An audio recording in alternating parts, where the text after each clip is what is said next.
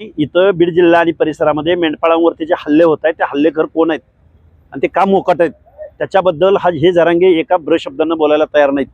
आणि त्याच्याही पलीकडे जाऊन जरांगे पाटलांनी जे काही ओबीसीचं आरक्षण संपवलंय, धनगरांच्या ताटातलं आरक्षण हिरावून घेतलंय, त्या माजलगावच्या पोलीस पाटलांची निवड झाली, त्यात 27 पोलीस पाटील हे फक्त मराठा कुणबी आहेत, म्हणजे बोगस दाखले काढलेले। महाराष्ट्रातले पंचायत राजच्या निवडणुकीच्या माध्यमातून अनेक मुख्याची पदं, नगरसेवक, पंचायतीचे सभापती, साताऱ्यासारख्या जिल्हा परिषदेचे अध्यक्ष ओबीसींचं आरक्षण संपवलंय। हे बघा, या मनोज जरांगेंनी धनगरांसह ओबीसीच्या अंगावरची कपडे काढण्याचं काम केलेलं आहे आणि तोच सौ चुए खाके बिल्ली चली हाज अशा पद्धतीनं तिथं धनगर समाजाच्या बोराडींच्या आंदोलनाला पाठिंबा द्यायला गेलेला आहे। त्यामुळं सोळंकी असतील, पंडित असेल किंवा जरांगे असेल, हे पुतना मावशीचं प्रेम तुम्ही व्यक्त करू नका। सोळंकीला आणि पंडिताला जर धनगरांच्या मताची आणि धनगरांच्या या प्रश्नाची जर एवढी चाड असेल ना, पिढ्यानपिढ्या आम्ही तुम्हाला मतदान दिलंय, एक तर माजलगाव किंवा गेवराई दोन्हीपैकी पुढच्या निवडणुकीमध्ये तुम्ही जागा सोडा धनगरांना, बघू तुमचं काय हे आहे ते। पिढ्यानपिढ्या आम्ही तुम्हाला मतदान केलंय, कारण आमची लोकसंख्या तेवढी आहे। त्या लोकसंख्येचा प्रतिनिधी निवडून आला तर काय, आजपर्यंत शोषण करणारे तुम्ही, आजपर्यंत ओबीसींचं आरक्षण हिरावून घेणारे तुम्ही, मेंढपाळ बांधवांवर हल्ले करणारे तुम्ही, आणि तुम्ही परत आंदोलनाला पाठिंबा द्यायला जाताय।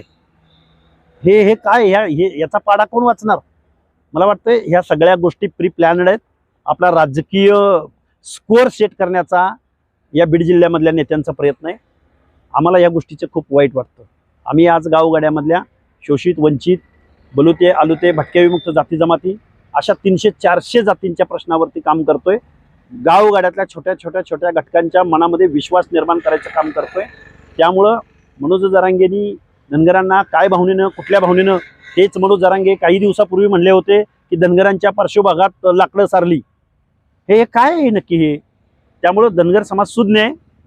ठीक आहे, जरांगे गेले, काय बोलले, इकडे आम्हाला पूर्ण आमची झोपडी उद्ध्वस्त करून ओबीसींच्या अनात माती कालवून धनगर समाजाला बाहेर काढल्याशिवाय ओबीसीची ही चळवळ थांबणार नाही याची जाणीव झाल्यानं जरांगे पाटील मुंबईला गेले। याच्यापेक्षा मला दुसरं काही म्हणायचं नाही। आमची धनगरांची एसटी आरक्षणाची लढाई ही 4 पिढ्यांची लढाई आहे। ते मिळणार, नाही मिळणार, देणारं कोण आहे, मग का दिलं गेलं नाही आजपर्यंत, ह्याला जबाबदार कोण आहे, यावरती जरांगेला कधीतरी बोलायला लावा। महाराष्ट्राची मान पहिल्यांदा शर्मेनं खाली जाते। या महाराष्ट्रामधले आत्ताचे सगळ्यांच्या हातातले जे मोबाईल आहेत, त्या मोबाईलमध्ये फक्त 1 आणि 2च पुराण चाललेलं आहे। आत्तापर्यंत रामायण, महाभारत, अनेक सिरियल्स चालायच्या, पण आता हे एप्स्टीन फाईल्सच्या पलीकडे जाऊन या खरातांचं पुराण चालू आहे। या खराताच्या ठिकाणी जर दुसऱ्या कुठल्या जात समूहाचा किंवा जातीचा किंवा माणूस असता तर त्या जातीचं आत्तापर्यंत उद्धार करून त्या माणसाला नामोहरम करून टाकलं असतं। ज्या लोकांनी मागील वर्षभरामध्ये महाराष्ट्रात सामाजिक दुही निर्माण करायचं काम केलं, ती माणसं या खरात पुराणावर एक शब्द बोलायला तयार नाहीत। हे खऱ्या अर्थानं महाराष्ट्रातलं खूप वाईट वातावरण आहे। व नेत्यांच्या बाबतीमधला ही साचलेली गटारगंगा आहे का, हा तुंबलेला ओढा आहे का, की ज्या नालीमध्ये हे सगळे किडे, आळ्या यांचं बच बच बच बच चालू आहे, ह्याचा निचरा कधी होणार आहे?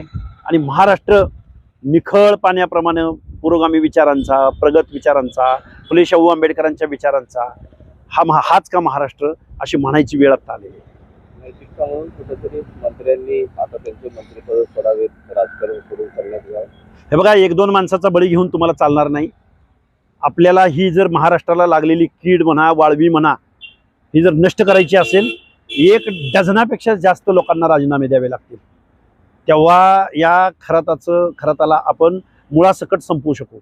नाहीतर एखाद्या माणसाचा कोणाचा तरी तुम्ही बळी घेताय आणि बाकीच्या लोकांना वाऱ्यावर सोडताय, असं महाराष्ट्रातलं समाजमन आज रोजी आहे। अख्ख्या राजकारणाला, अख्ख्या महाराष्ट्रातल्या आमदारांना, मंत्र्यांना, एखाद दुसरे चांगले असतील, मी काय सगळ्यांना आरोपीच्या पिंजऱ्यात उभं नाही करत, पण महाराष्ट्राचं 70% राजकारण हे भोंदूबाबांच्या विळक्यामध्ये सापडलेलं आहे असं वाटतं। निवडणुका डोळ्यासमोर, आणि काय होतं माहिती आहे का, हे भोंदू बाबा वगैरे कधी येतात, ही लोक आमिषाला बळी पडतात।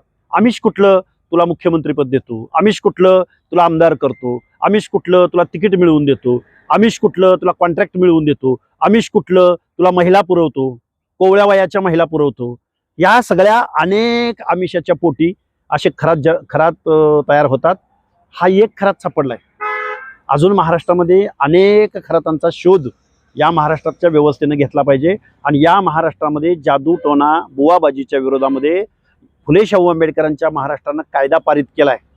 त्या कायद्याचं अस्तित्व या महाराष्ट्रात आहे का नाही, त्या कायद्यावरती एखादी बीओडी बसवावी, एखादं मंडळ बसवावं, एखादे निवृत्त न्यायाधीश, निवृत्त पोलीस अधिकारी, महिला अधिकारी, दलितांमधले, SC ST मधले, OBC मधले, असं सर्व समावेशक त्या बुवाबाजी आणि जादूटोणा विरोधी कायद्याची प्रभावी अंमलबजावणी होण्यासाठी एक शिष्टमंडळ बसवावं यावरती.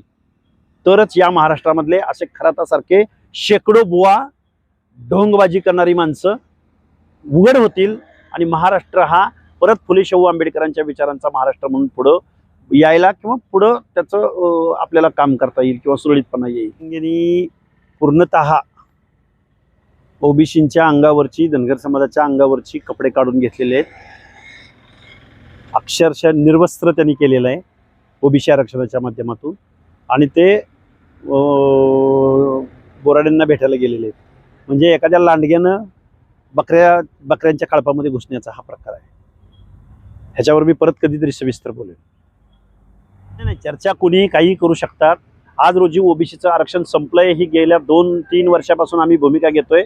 पण कसं संपलंय हे इथले सत्ताधारी जाणून घ्यायला तयार नाहीत, विरोधक जाणून घ्यायला तयार नाहीत, आमदार खासदार जाणून घ्यायला तयार नाहीत. उलट ओबीसींचं आरक्षण संपवण्याच्या दृष्टिकोनातूनच इथं निवडून येण्याची ज्याची शक्ती आहे, ज्याच्याकडे मॅन मनी मसल पॉवर्स आहेत, तिथं सामाजिक न्याय बघितला जात नाही, इथं बजेट दिलं जात नाही, असे अनेक प्रश्न आहेत. त्यामुळे राजकारणात जायची वेळ मी योग्य वेळी तुम्हाला सांगेन. पण लक्ष्मण हाके एकटा जाणार नाही आतमध्ये, तर महाराष्ट्रामधल्या अनेक जात समूहांच्या मनामध्ये विश्वास निर्माण करून 5-50 पोरं बलुत्याची, आलुत्याची, ओबीसीची, भटक्या विमुक्त जाती जमातीच्या समूहाचं प्रतिनिधित्व करणारी 5-50 पोरं या महाराष्ट्राच्या विधानसभेमध्ये घेऊन जायला आम्हाला निश्चित आवडेल.